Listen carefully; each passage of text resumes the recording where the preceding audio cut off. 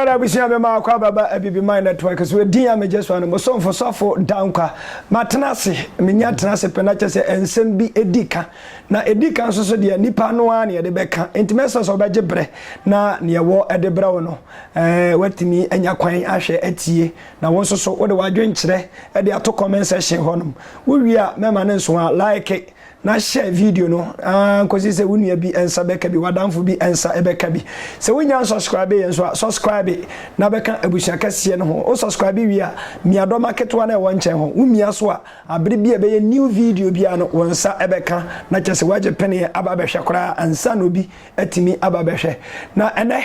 ensam a ye ba be bobo ho no ye nua ba ye maame yenso wa ye gospel musician and na chese oje ne ho menapa upon homodin awo adwumto most especially ban worshiper maame Dina Asamoah ono ene ho akoka adwamu empanifo kan se wudi once na ho ufa once na ho abufu a obre wukuro ono agrada ansense bi na agrada abesesan jagrada abesesan na chese o cassette no fashion nkura se wa abesesan die nyame befa no so aye niam bebre na nsohwe ne amane bebre beba baton tintim na hwekora na mne nsachira Yesu ebema homo wo no kra no ye gyaeyo awokuro dua mu eno na nkranfo na tim ye kum omatiko apai Dina no akoyi ne ka ene efre na himfie ene behwe oni abankotoje pa me pa cha no su no pa cha sa nana mensa kanyame enko a akase mienu ewo fie ha ye ba be bobo hu se eye se o Kristo ni bebu nkotodwe ewo ahemfo ani most especially evangelist osofo ebebu nkotodwe ana sa na nka hu hia anka mfa ne sa na nye sa mi twa me husima na me ba me ne asofo no ebeba na ya beje enchirichirimu e de afiro mo ho menko ba bia me ba sia.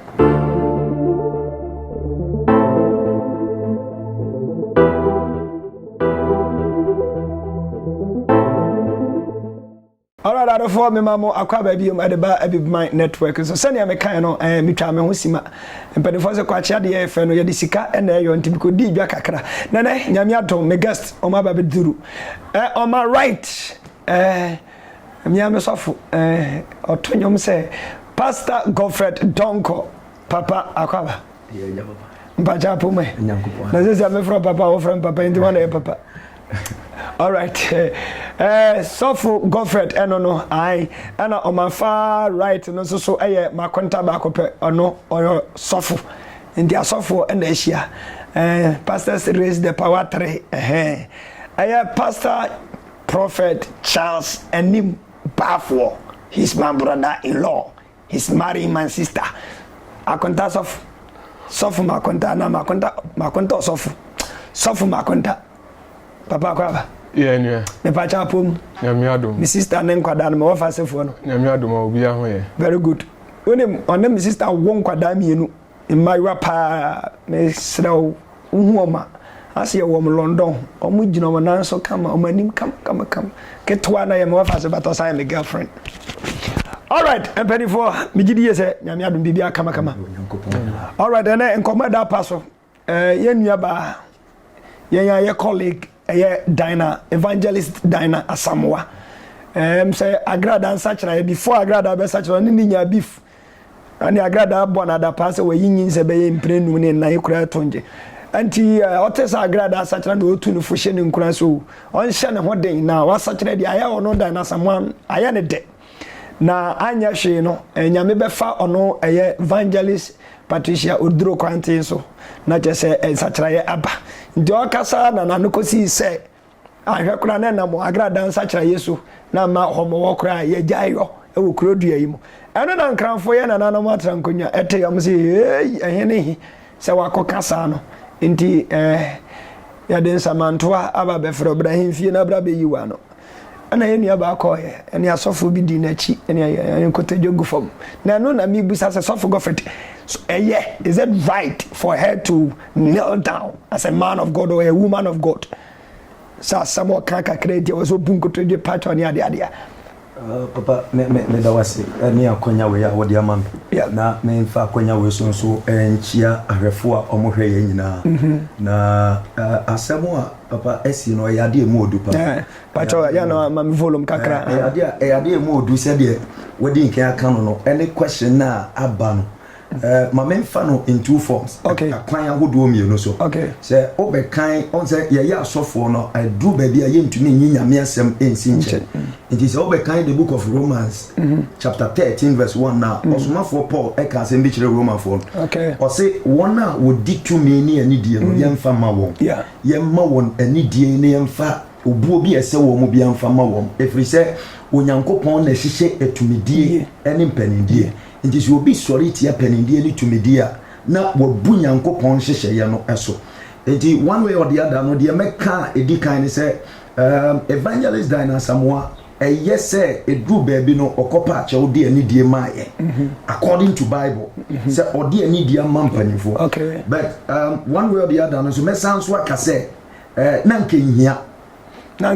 so be kopa ache e wo so ogina ne kasa waka no so say maka say ekoba say o kano in a deep manner say odi gina ma agidifo say de be yansa kyeraye beba enka mimi hu ne say na nke ni kwan say okobu enkotoge epacho.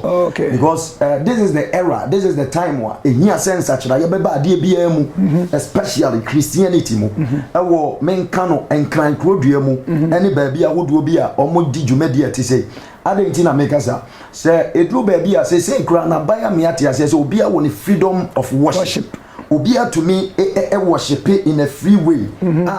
on fan on worship and sovereignty will be there on fan some and sovereignty will be there it is a freedom of worshiper a dear biem na fe e makwan say obi dia wo ye ba akunti na wo so obi nsu jai na de say ono so de ne dia no hye omo de no se wo dia wo ye no hye wo bi dia so a e wo se wo bi nso de because dia wo ye na ni kwan say esi wo bi dia kwan because obi ya wo ni freedom.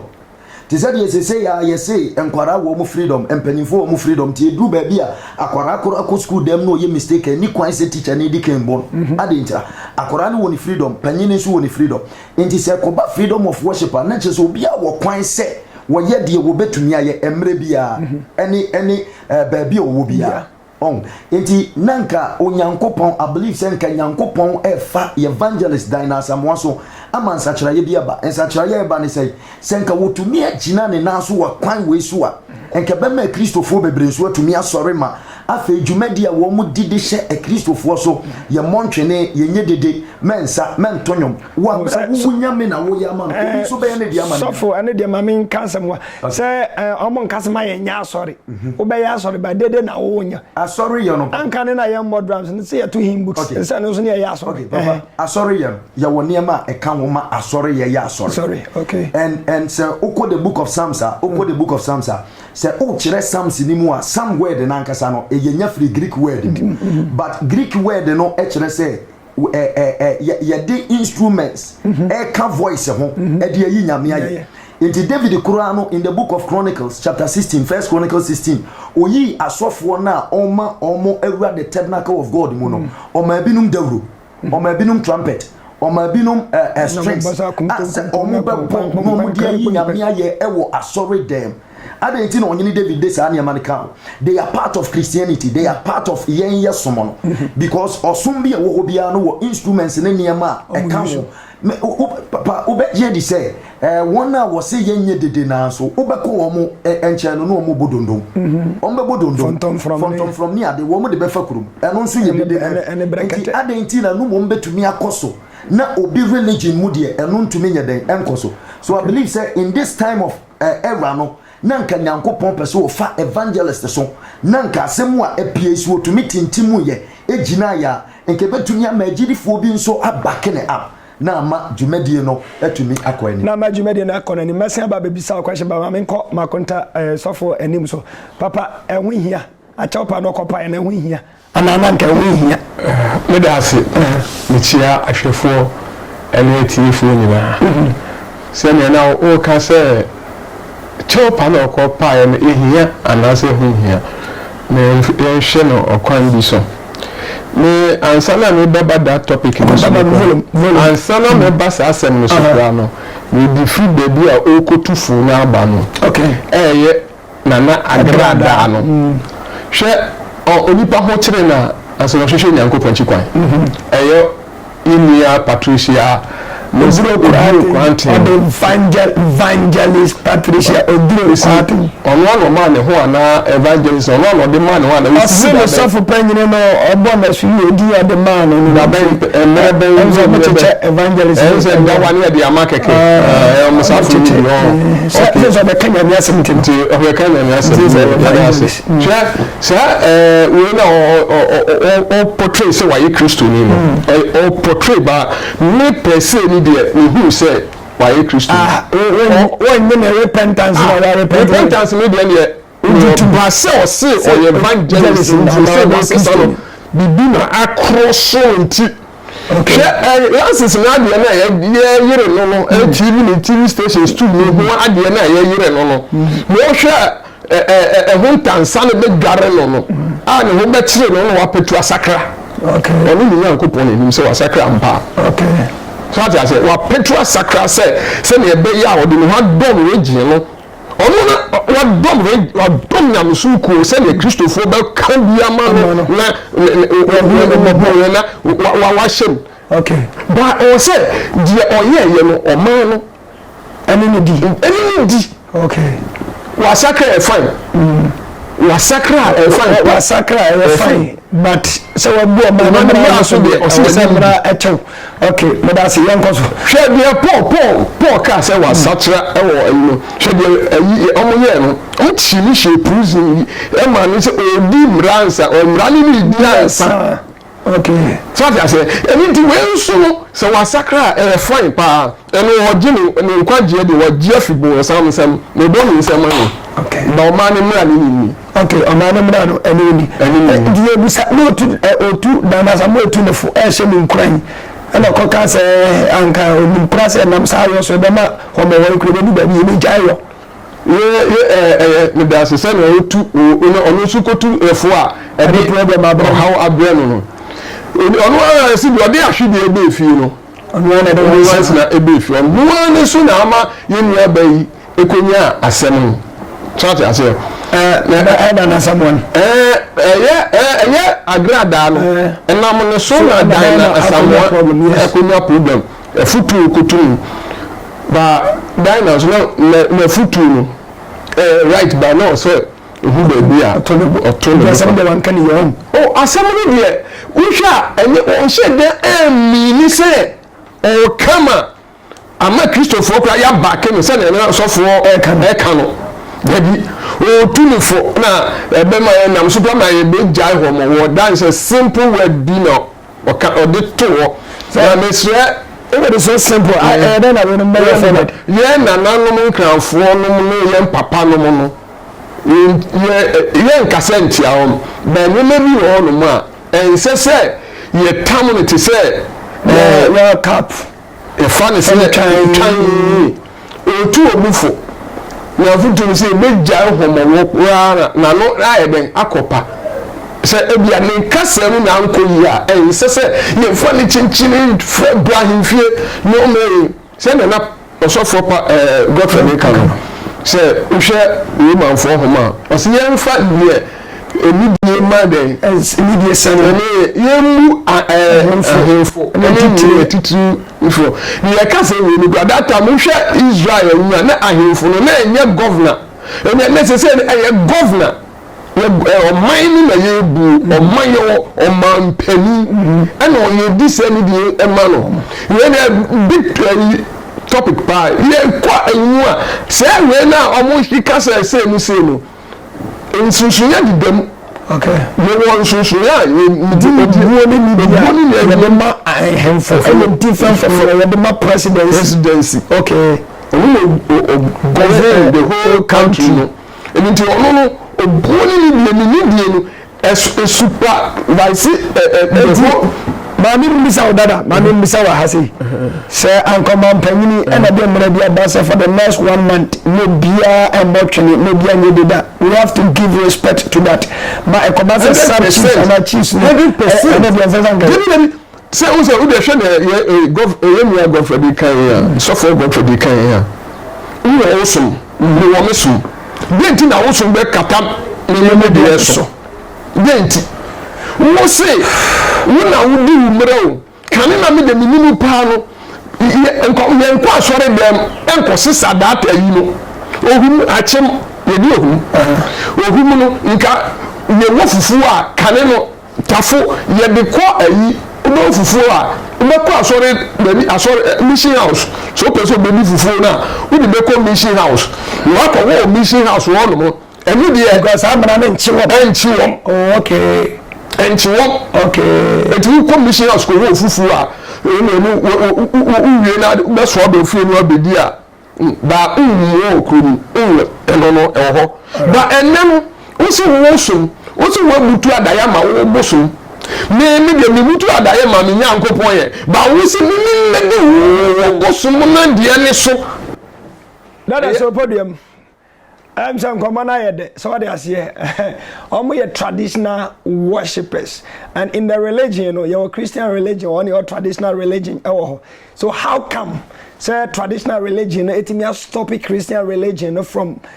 doing some certain things where any sama ye discuss am ye nuaba evangelist dan asamo akoka say anhwa agrada ansakire ye kwa wasakire udade nam so ebema da bi beba no homo ye bejayo ye tonsa frɛ no ahemfie ɛho hia na wase ɔkɔ ya no so na wase obunkotodwe anase na nka wase ye tintiniti ɛno ɛna mo sɔfo dan kwa mene sɔfo Godfred ɛna ɛyɛ sɔfo Charles ɛne mbafo yesi enkonya ɛwɔ ho metwa mo sima me ba yɛbɛto ankɔmɔ twetwe ne so me ba yesi ya ɔra da busia me ma kwa ba biem ɔfa toso me no ya de dwumade ne ɛba na beye ma me kɔ sɔfo na wo kasa wa no ensi o se ni medi wu de ene so na yehwe nyankopon ene ohene a ho na wo se yedi na asem so ta se nyankopon ne ohene ho na wo se yedi na asem mo se asase ne yemo de ya sebe ewiase ma ho na obo asase obi ama asase nyankopon de ya ba tena so ensem yo ha ba ese okofa be twi nyema be bure ko be bo mai no so ta se okun na ga ya o so fo jai ha kwa ho kan se mo manu kika bi nka dabi ebe ye social media na be ko no ye bebere afia ekoma ebesa koma nya ba ne kura ho akyere no o so ma wi amaka wi ndi o besa afre no all right onka besa afre no wo no wakofa wi aba na se me ama yi na am di mi na be ba to so all right and ba jo amarin ko sofo ezo wa mini match no onze asemu we no na din kan ka se onyankopon what time bia wo de ya de bi it's a hard time and then so nipa ba ko fa no so duru se onyankopon de change eba enti wo so pushi nipa ba ko pedi na e de sa change ne de eba once we bisa sofo Charles se enti se ekoba se government na si yen jai de ye ni hye de me montwe ni anke ye coronavirus ba ye kan so fo go dem ye kan ko fo de bre go dem obi anko sorry dem why because no eda homo bia enka saade ne bai e won kranfo time yi mu a me sure sen kan kranfo no ntumi ndi homo wo last year I don't think so obudi homo yeah adintra because emramo echemra kese no yeah echem wo modi no the fact say we see akra ya wodi no entina wo pese wo kire say ene ye nyina ye ntum firi akra nen kan kranfo yeah because I want ya modi now edu ba bia onyankopon ma kristofo mfaje som enhye nkofo so saa so ne ni kwan se obi nso de ne som enhye yeso it is a book the book of Esther ubo se Mordecai any Haman ntokwa nyina ne se Haman Mordecai ewu Haman na onkotono because onime no say bi kwan se okotono what kind the book of Daniel Shadrach Meshach and Abednego oman koto the king the whole king no big kingdoms be brace well in the book of Daniel oman kotono just because you are no woni enti eno nkyere se wo somo a wo yenti na wo se eja ye de se government de ba ye nyina ye hyemra na se ye nyina ye wo mra na se emra ni nya beda ho na se wo ka se wo so wa hye wo mra ene ye nya Ghana mra no ne mbia ne mfo mra chi ne ba cho otomasiesa enti this is the hard time a wo nyankopon hyeda no ni hu ne se wo nyame hyeda no wo pushi dina amana kanse bi and this is the time where yemi esi ye agidifuo ne ye kristofo no ye mo mpanimfo bi o modi anim no ebe me hu se kwan ni nie na yebetumi aye nyame adwuma aha ye nyame adwuma sade wo se ye no because ye jai ni ma omo ye wo omo ne ma nyina wia na omo nya wie na afei na ne ma abakrom spiritually yebe ba ya break ne ma nti ba sa de bia conflict e wo homa Christians ene omo ye sa ne ma it is the time wa e wo se empanyinfo bi a omo ni nyame asem no e so original because emrane da ho ukun ya sibe na nka ye dan ne ka se e ma ne mema wo mo right si wo mo ware nti ye mo mesi office e wo Ghana wa bra Ghana fo so ye nye sa de ntum but ye si wo mo right ene no obi a wo ne right so wo oye de opedia mo nya ye Christopher so ne so ye nye right ade nti na Christopher de ye right na bere dia ye cash ade na Christopher abribia mo pesa mo ka ye right edition during the festive season of Homo eno na yenu abadana samu ekoka ho asema akofa entra ha ne nsem bebre ede aba sofo Godfred akira na adwen ma menko eye pastor chasanim ba for so na fi ye running up ne yensori juma de ne so sofo ni bibi de sa emre ya yimu na ye ko ye nimu e se Christopher hu ya me nyam e o se kwa wo bi so se no sofo Godfred ka no o se hu ya me nyam if you say enyema na ba beche se nyema we ha de media miti paye pa na obusa se nka o se dan na okokopa che mo nkopa che media nka makuma mu pa mi gini se nka mi aba no nkopa che na ya se o masa na ya sofo mi penifo bi na ye edi sunsun dan na fa yin ko si ni sunsun ni aba ya uwa made bunkotobe na pacho na asem no fa na asem nko omo tin krasa ase so mo bu omo ho so mo ye nkrafo na sabi omo ebi mu ya asofo mu no wo mo na susu ni aba na tiko so nko pacho e ka mi de mi gibi se dan onko pacho because na we nya asem obi na mi tu me fo na me ka se nyame kura fa me so kura nyame pe na o se ye ho enye ni pape o se me ko pape ye ho enti o bra po ye fa ne se yesu esu ya fo no we ka John chapter Acts 4 okay Acts 4 o se ye hwe suafo nkae no na ye hye o se mo yesu bi ebiem no no mo ko ye kotu wo no omu bisa omu se ye chi omu ko omu bisa se enti yenyai onyankopon yentie nyankopon se yentie nipa ni yenja nyankopon na se yentie nyankopon yenja nipa twati ase enti se we se no o se nyankopon ni yesu omu nyina awia omu so omu twa omu ehomowo omu wia sebe kwasi adadua no masi akọ aso se ye ko benyame ase aden wa na oboso na ase aden wa na oboso na ase alright aden wa na oboso no ase we elezema me pa uche ma me osofo o bre nyame dwuma o eyo so unimu a o bre nyame dwuma nyame dwuma na ye wo fa no me ye nsin no mu nkranfo no omu ni mo na ye me fa video so kan nyame dwuma no mo bra enye nipa dwuma no mo bra branch no ohaw bi ahwa ebetom okay branch bi no ahwa ohaw bi ebetom safo ma no bisa na fa last words eto aso preko usu se me asim ebema ehu abeto dan na asamwa so e man nsem bi ho ontimi nkana se ehu be ba beto ne so a ejina ono ne so. But I don't think say ebeye hu ahye ne so bebre because right now no yes you know chere how obesi akasa ewo ebia ne program so but dey make me aka chere say wadi anim wadi kai wonyame adwuma mu kwan bebre so memma oma saade we enhye ne so because asem na epie no me metumi aka ne plain say onyankopon ana epushi no in that word said ye beye dey asem bi be de ebepie papa ma me example bako say si ano enkramofo ye wo mo fasting ene kwa na omuwie fasting na wo mo ye no omuwie but onyes omo fasting ti wo man kan che obi ase ye fasting ye be ya kom kire memo obi ambo na memo obi anton aduane memo obi anton aduane ne ye be ba betwam enti se sa na ye kan dia ene nka obi edi na fasha e wo so obi aye di yes other religion na aka ni nyina akɔhyɛ dem because yɛn so yɛ de yeso na edu ye di Christmas a yɛ ni nkɔfo bebre na di adenti na mu di mu de no mu ma yɛn so yɛn di ne yɛn di nkɔ se yɛn mo yɛn twe na esi yɛn nyina yɛ di mu yɛ mo de yɛn so yɛ de eti I believe say any kwan say dan na ma ade we ɛhyɛ ne so na mo nyina next time no onye bold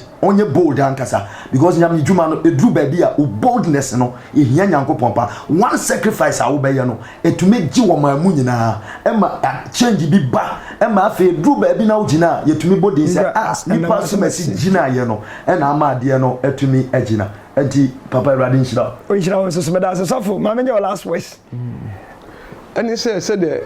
ye nua ba dina media me kan say ye sunsum na de ne koye dina minimum na wo gide bi san kanya de obekọ nkonko minimum dina minimum ne papa kono wa ye mobo se ne bunko to de na pa na wa ye mobo pa ye kasa bu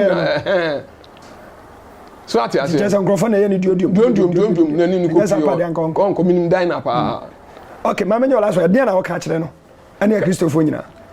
de me ka kire minua ba dina se senior Pastor Godfrey Ekan no